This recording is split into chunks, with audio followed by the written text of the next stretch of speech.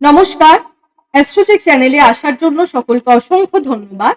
দেবগুরু বৃহস্পতি 14ই মে রাত্রি 10:35 বৃষ রাশিকে অতিক্রম করে মিথুন রাশিতে প্রবেশ করছে। আর দেবগুরু বৃহস্পতি কিন্তু প্রত্যেক 1 বছর অন্তর রাশি পরিবর্তন করে, যা কিন্তু আমরা প্রত্যেকেই জানি। তবে এই 2025 সালে আমরা দেবগুরু বৃহস্পতিকে কিন্তু 4 বার তার রাশি পরিবর্তন করতে দেখতে পাবো। বর্তমানে দেবগুরু বৃহস্পতি বিরাজমান রয়েছে বৃষ রাশি, অর্থাৎ আপনাদের যেটা সেকেন্ড হাউস, এবং 14ই মে গোচর করে যাচ্ছে আপনাদের থার্ড হাউস অর্থাৎ মিথুন রাশিতে। আর এই একই অবস্থানে অর্থাৎ মিথুন রাশিতেই কিন্তু 18 অক্টোবর পর্যন্ত থাকছে। আবার 18 অক্টোবর 2025 সন্ধ্যে 7:32 কিন্তু প্রবেশ করে যাচ্ছে কর্কট রাশি। তবে 11ই নভেম্বর 2025 রাত 10:11 বৃহস্পতি এই কর্কট রাশিতে থেকেই তার গতি পরিবর্তন করবে, অর্থাৎ ট্রানজিট কিন্তু করছে না, কোনো রাশি পরিবর্তন করছে না, একই অবস্থানে থেকে শুধুমাত্র তার গতি চেঞ্জ করছে, মার্গী থেকে বক্রী হচ্ছে, রেক্টোগেট মোশনে চলে আসছে। এবং সর্বশেষে কিন্তু পুনরায় 5 ডিসেম্বর 2025 বিকেল 5:46 আবারও একবার মিথুন রাশিতে প্রবেশ করবে এই বক্রগতিকেই অবলম্বন করে, এবং 2026 2 জুন পর্যন্ত এই মিথুন রাশিতেই থাকবে।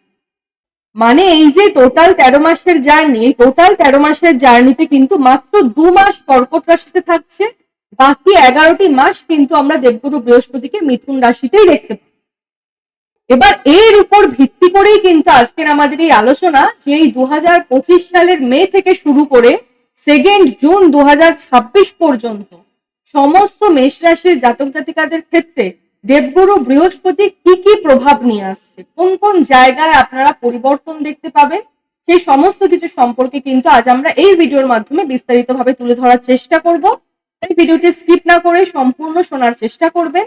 আজকের যে এই আলোচনা তা কিন্তু চন্দ্র রাশির উপর আধারিত এবং এটি একটি সার্বিকভাবে আলোচনা।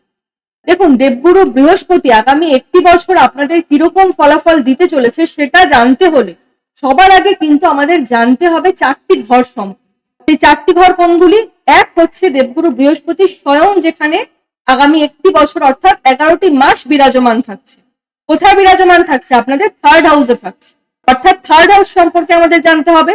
তার সাথে সাথে তার যে 3টি দৃষ্টি, সেই 3টি দৃষ্টি থাকছে আপনাদের 7th হাউসে, আপনাদের 9th হাউসে এবং আপনাদের 11th হাউসে। মানে এই 4টি ঘরের উপরই কিন্তু মেন খেলাটা। এই 4টি ঘর যদি আপনারা জানতে পারেন, এই 4টি ঘর যদি আপনারা বুঝতে পারেন, তাহলে কিন্তু কিরকম ফল আপনারা পাবেন সেটাও আপনারা বুঝতে পারেন। সর্বপ্রথম কিন্তু আমরা থার্ড হাউস সম্পর্কে আপনাদের বোঝাবো, যে থার্ড হাউস থেকে কি কি বিচার করা হয় বা থার্ড হাউস থেকে কি কি দেখা হয়ে থাকে। দেখুন, থার্ড হাউস মানেই কিন্তু আমাদের সাহস, আমাদের পরাক্রম, আমাদের এনার্জি লেভেল বা আমাদের স্ট্যামিনা, তার সাথে সাথে আশেপাশের পাড়া প্রতিবেশী, ছোটখাটো কোনো ভ্রমণ, ইন্টারনেট জনিত কোনো কার্যকলাপ, এই সমস্ত কিছু কিন্তু থার্ড হাউস থেকে বিচার করা হয়ে থাকে। আশা করছি আপনারা এই পর্যন্ত বুঝতে পেরেছেন। এবারে দেবগুরু বৃহস্পতির যে 3টি দৃষ্টি, এই 3টি দৃষ্টি সম্পর্কে আপনাদের একটু বুঝতে হবে, যে কোন কোন দৃষ্টি কোন ঘরে ফেললে পরে সেই ঘর থেকে আমরা কি ফলাফল পেতে পারি। দেখুন, প্রথমেই বলবো কিন্তু 7th হাউস সম্পর্কে। 7th হাউস থেকে কিন্তু দেখা হয়ে থাকে আমাদের বৈবাহিক জীবন, আমাদের দৈনিক ইনকাম, আমাদের ব্যবসা বা পার্টনারশিপে করা যে কোনো কার্যকলাপ, এই সমস্ত কিছু কিন্তু 7th হাউস থেকেই দেখা হয়ে থাকে। এবার বলবো আপনাদের 9th হাউস সম্পর্কে, যেখানে কিনা দেবগুরু বৃহস্পতির আরেকটি দৃষ্টি থাকছে। দেখুন, এই 9th হাউস থেকে কিন্তু দেখা হয়ে থাকে আমাদের ভাগ্য, আমাদের পিতা সম্পর্কিত যে কোনো তথ্য, অর্থাৎ আপনাদের পিতা সম্পর্কিত যদি কোনো প্রশ্ন থাকে, এই সমস্ত প্রশ্নের উত্তর কিন্তু এই 9th হাউসই দেবে, আর কিন্তু কোনো ঘর দিতে পারবে না। তার সাথে সাথে লং ট্রাভেল, হায়ার এডুকেশন, এই সমস্ত কিছু, এবং ধর্ম, আমাদের ধর্ম সংক্রান্ত, রিলিজিয়াস সংক্রান্ত যে কোনো প্রশ্ন কিন্তু এই 9th হাউসই আমাদের দিয়ে। অন্তিম যে দৃষ্টিটা থাকবে দেবগুরু বৃহস্পতি, তা থাকছে আপনাদের 11th হাউস। আর এই 11th হাউস থেকে দেখা হয়ে থাকে আমাদের প্রফিট, আমাদের ইনকাম বা আমাদের লাভ ভাবটা, তার সাথে সাথে আমাদের স্বপ্ন বা ড্রিম, এটাও কিন্তু এই 11th হাউস থেকেই দেখা হয়ে থাকে। আমাদের ডিজায়ার, ইচ্ছা শক্তিও কিন্তু এই 11th হাউস থেকেই বিচার করা হয়। আশা করছি এই পর্যন্ত আপনারা বুঝতে পেরেছেন। এই 4টি ঘর সম্পর্কে কিন্তু আপনাদের আমি একটুখানি জিস্টে বোঝানোর চেষ্টা করলাম, যে কোন ঘর থেকে কি দেখা হয়ে থাকে। অর্থাৎ যে কোনো মানুষ যখন প্রশ্ন করে যে আমার এটা কি হবে, আমার ওটা কি হবে, সবার আগে তো সেটা জানতে হবে যে সেই জিনিসটা জানতে গেলে আমাকে কোন ঘরটা বিচার করতে হবে। সেটা যদি আমরা না জানি তাহলে তো আমরা প্রশ্নের উত্তরই দিতে পারবো না। তাহলে এক তো স্বয়ং বিরাজমান থার্ড হাউসে, আর যে 3টি ঘরে তার দৃষ্টি, এই দৃষ্টিগুলো এবারে আপনাদের কিরকম ফল প্রদান করবে সেই ফলগুলি সম্পর্কে কিন্তু এবারে আলোচনা। দেখুন, প্রথমেই বলবো যেটা আপনাদের সাথে আগামী 1 বছর অর্থাৎ 15ই মে 2025 থেকে শুরু করে 2 জুন 2026 মধ্যে ঘটতে পারে, তা হচ্ছে এই সময়কালে কিন্তু আপনাদের ধর্মীয় স্থানে ভ্রমণ বা কোনো প্রসিদ্ধ স্পিরিচুয়াল ট্রাভেল হবে। কারণ দেবগুরু বৃহস্পতি স্বয়ং থার্ড হাউসে রয়েছে, আর আমি একটু আগেই বললাম থার্ড হাউস থেকে কি দেখা হয়, ছোটখাটো ভ্রমণটা দেখা হয়ে থাকে। আবার 9th হাউসে তার দৃষ্টি রয়েছে, 9th হাউস মানে কি লং ট্রাভেল, মানে ধর্মীয় স্থানে কিন্তু ভ্রমণ আপনাদের আগামী 1টি বছরে নিশ্চয়ই হবে। আর যাদের ধর্মীয় স্থানে ভ্রমণ হবে না তাদের ক্ষেত্রে বলবো লং ট্রাভেল কিন্তু আপনাদের নিশ্চিত রূপে।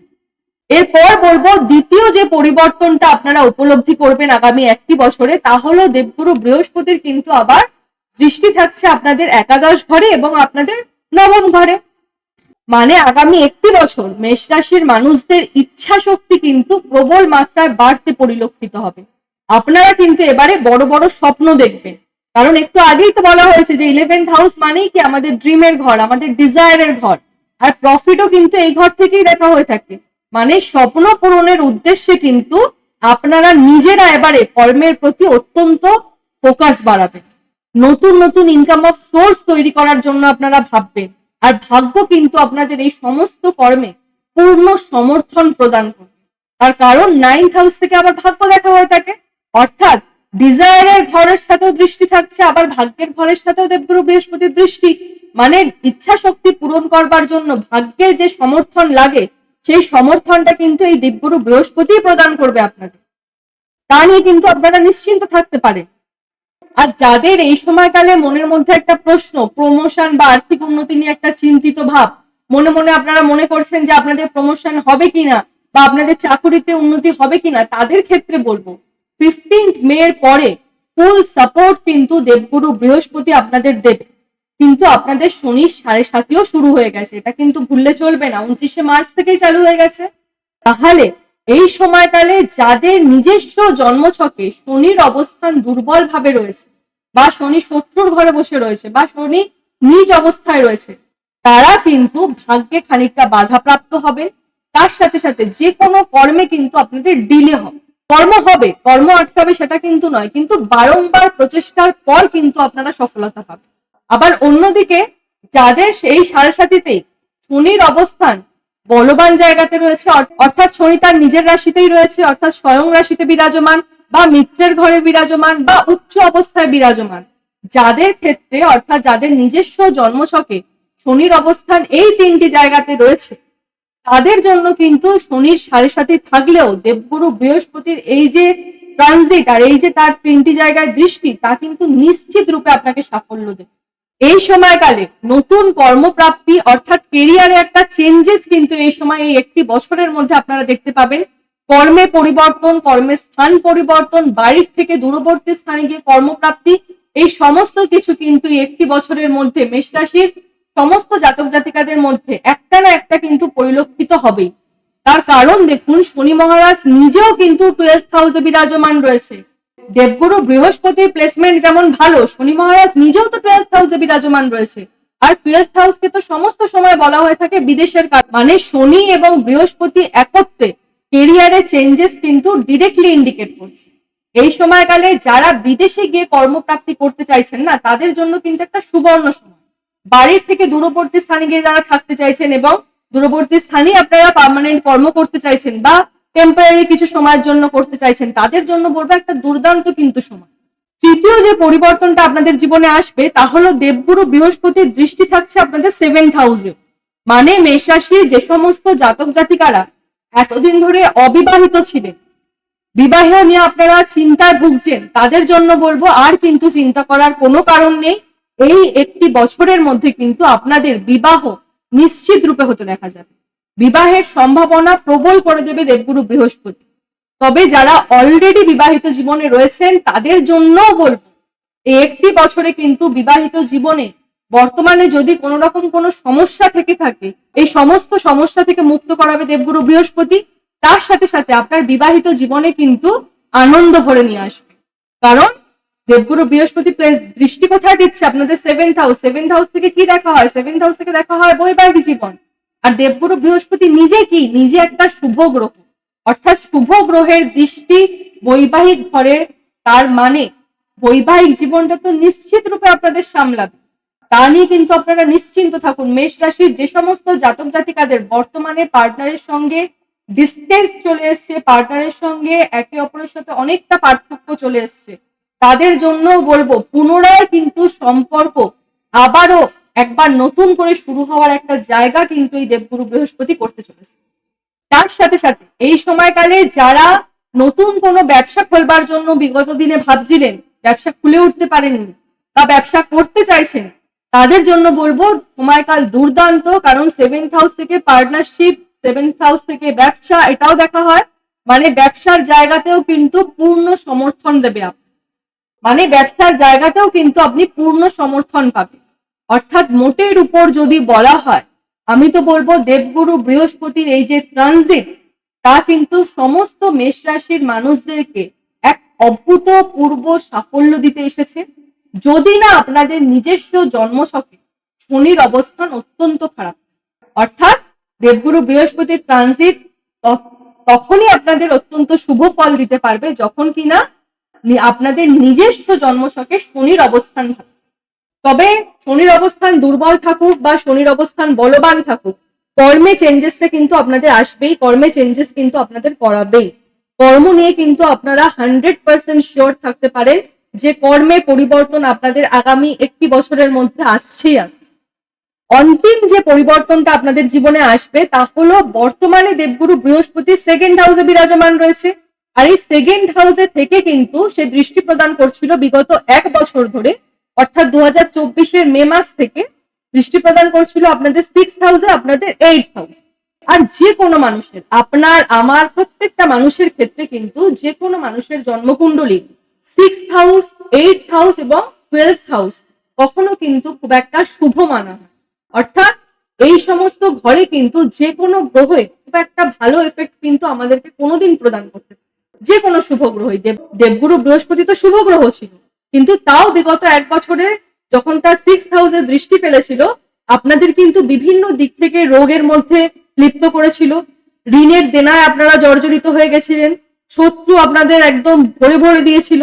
এবার এই সমস্ত জায়গাগুলো কিন্তু যে মুহূর্তে 15ই মে দেবগুরু বৃহস্পতি আপনাদের 3rd হাউসে প্রবেশ করে যাবে, সবার আগে তো আপনাদের রোগ মুক্তি হবে। এতদিন ধরে যারা পেটের সমস্যা, লিভারের সমস্যা বা মূত্রনালী সংক্রান্ত কোনো সমস্যায় ভুগছিলেন, তাদের জন্য বলবো আপনাদের কিন্তু রোগ মুক্তির রাস্তা এবার দেবগুরু বৃহস্পতি নিজে তৈরি। তার সাথে সাথে যারা ঋণের দেনায় পুরোপুরি জড়িয়ে গেছেন, লোন মানে লোন, একটা লোন নয়, 4-5টা জায়গায় লোন, যাদের এরকম অবস্থা হয়ে রয়েছে, আপনারা বিশ্বাস করুন দেবগুরু বৃহস্পতি কিন্তু এই জায়গায় আপনাদের নিশ্চিত রূপে সুরাহা দেবে। কারণ 6th হাউস থেকে তার দৃষ্টি সরে এবার চলে আসছে 7th হাউসে, আর তার আরেকটা দৃষ্টি থাকছে আপনাদের 11th হাউসে, মানে লাভ ভাবের ঘরে। আর লাভ ভাবের ঘরে দৃষ্টি থাকা মানে কি? আপনাদের আর্থিক ইনকাম বাড়াবে। আপনাদের আর্থিক ইনকাম যখন বাড়বে, অটোমেটিক্যালি কিন্তু আপনারা ঋণ মুক্তির একটা জায়গা নিজেদের জীবনে তৈরি করতে পারবে। অর্থাৎ ঋণ মুক্তি কিন্তু এবারে আপনাদের হবে।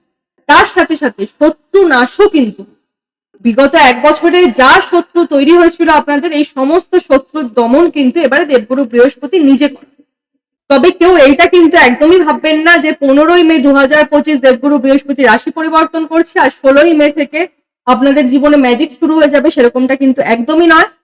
যে কোনো গ্রহ কিন্তু রাশি পরিবর্তনে 2 থেকে 2.5 মাস পর অ্যাকচুয়ালি সুপার অ্যাক্টিভ, মানে তার ফলটা দেওয়া কিন্তু স্টার্ট হয় 2 থেকে 2.5 মাস পর থেকে। অর্থাৎ এই সমস্ত জিনিস কিন্তু আপনারা উপলব্ধি করতে পারবেন মোটামুটি ভাবে যদি বলা হয় অগাস্ট মাসের মধ্যবর্তী সময়কাল। তার সাথে সাথে আমি একটা স্পেসিফিক জায়গা নিয়ে আপনাদের জানাবো। আমি 3rd হাউস থেকে এটাও বলেছিলাম, ইন্টারনেট রিলেটেড যে কোনো কর্মকে কিন্তু 3rd হাউস থেকে দেখা হয়। মানে যারা এই সময় ইন্টারনেটের মাধ্যমে কোনো কাজ করে থাকেন বা ইন্টারনেট সংক্রান্ত কোনো কর্মের সঙ্গে যুক্ত রয়েছেন, তাদের জন্য তো একটা প্রবল দুর্দান্ত সময় আসতে চলেছে, কারণ থার্ড হাউসে দেবগুরু বৃহস্পতি স্বয়ং বিরাজমান রয়েছে। আপনাদের ইন্টারনেটের কর্মকে এবারে ঝড়ের গতিতে ত্বরান্বিত, আপনারা যেটা আইডিয়া করতে পারছেন না। শুধুমাত্র একটুখানি আপনাদের নিজস্ব জন্মকুণ্ডলিতে শনির অবস্থান ভালো থাকতে হবে, তাহলেই কিন্তু কেল্লা। মোটের উপর দুর্দান্ত সময়কাল আসতে চলেছে। মেষ রাশির সমস্ত জাতক জাতিকারা আপনারা একদম ভয় পাবেন না। শনি 7.5 চললেও কিন্তু দেবগুরু বৃহস্পতি আপনাদের কিন্তু প্রবল মাত্রায় প্রোটেক্ট করতে আসছে। আপনারা সেই নিয়ে কিন্তু নিশ্চিন্ত থাকুন। আজকের মতো আলোচনাটি এই পর্যন্তই। আলোচনাটি কেমন লাগলো অবশ্যই জানাবেন, আর যদি আলোচনাটি ভালো লেগে থাকে তাহলে কিন্তু লাইক, শেয়ার, সাবস্ক্রাইব করতে একদম ভুলবেন না। সকলে সুস্থ থাকবেন, ভালো থাকবেন, সকলের মনস্কামনা পূর্ণ হোক। এ আশা রেখে আজকের এই অনুষ্ঠানটি এখানেই সমাপ্তি করলাম। ধন্যবাদ।